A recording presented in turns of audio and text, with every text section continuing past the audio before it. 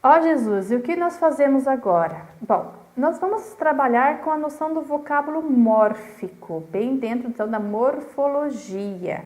E essa noção a gente vai pegar lá de Matoso Câmara Júnior, que foi um linguista brasileiro estruturalista que se pautou nos estudos de Bloomfield, um linguista estruturalista norte-americano.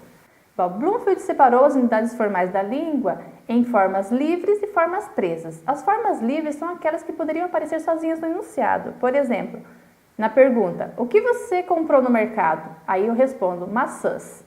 Maçãs é então um vocábulo que consegue aparecer sozinho com significado dentro de um enunciado. Essa seria uma forma livre. As formas presas, elas estariam relacionadas a outras formas e elas precisam estar ligadas a essas outras formas. Por exemplo, o prefixo re em reler. O re não ocorre sozinho no enunciado, ele precisa estar junto a um outro elemento. Então, aqui no caso, vamos pensar em reler. Ele precisa estar junto de ler.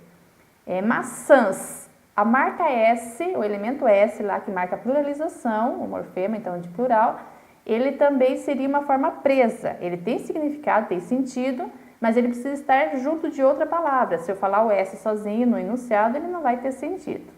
Matoso Câmara Júnior sentiu a necessidade de estabelecer uma outra categoria, as formas dependentes, que não são nem livres e nem presas, que são os artigos, pronomes átonos, preposições, etc. São aqueles elementos que sozinhos no enunciado também não têm uma autonomia semântica. De. O que quer dizer com de?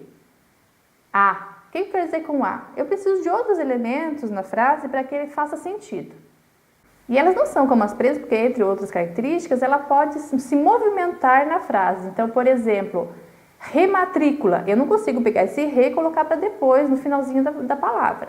Mas me matriculei e matriculei-me. Esse me, ele consegue estar em um lugar ou em outro e ainda assim constituir sentido. Portanto, essa movimentação, essa possibilidade de deslocamento mostra que não é a mesma coisa das formas presas.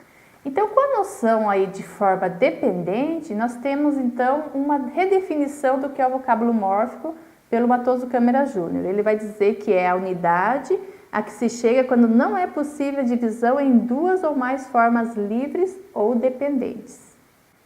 Então, quando tem uma palavra que eu não consigo mais dividi-la em forma livre e dependente, nós temos aí o vocábulo mórfico. E tanto as formas livres como as dependentes, ora elas são indivisíveis, ora elas são divisíveis. Vamos pensar aqui o a. O artigo ele não pode ser mais dividido, portanto teríamos aí o vocábulo mórfico. A palavra sol, também a gente não consegue mais dividi-la, acabou aí a divisão possível. Mas outras palavras como, por exemplo, infelizmente, eu tenho o in, um prefixo, feliz, que é o radical, e o mente, que é um sufixo. Eu consigo separar. As, eu tenho o a, o artigo, e o s, que é um elemento que caracteriza o plural. Então, eu também consigo separar. Então, neste curso, a gente vai fazer análise mórfica, que é justamente, então, fazer uma análise dos elementos lexicais, gramaticais, que constituem esse vocábulo mórfico.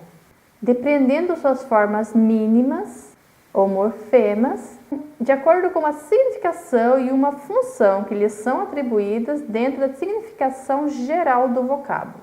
Barbaridade, mas cai isso na prova, professora? Não, não cai na prova.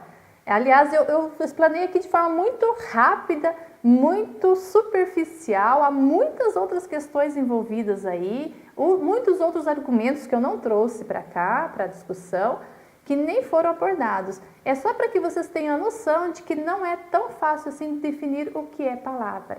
E não somos nós que vamos definir, né?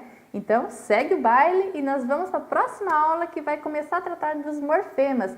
E a nossa próxima aula vai ser com uma lindeza, o Igor, que é uma gracinha, um menino que preparou uma aula, ó, supimpa.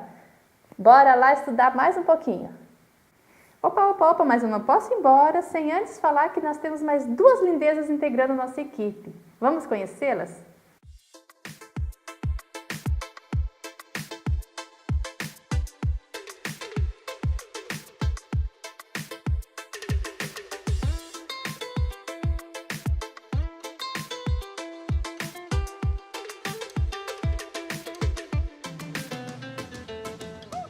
E não param mais de chegar lindezas para o nosso curso, tanto para a equipe organizadora, quanto como aluno do curso.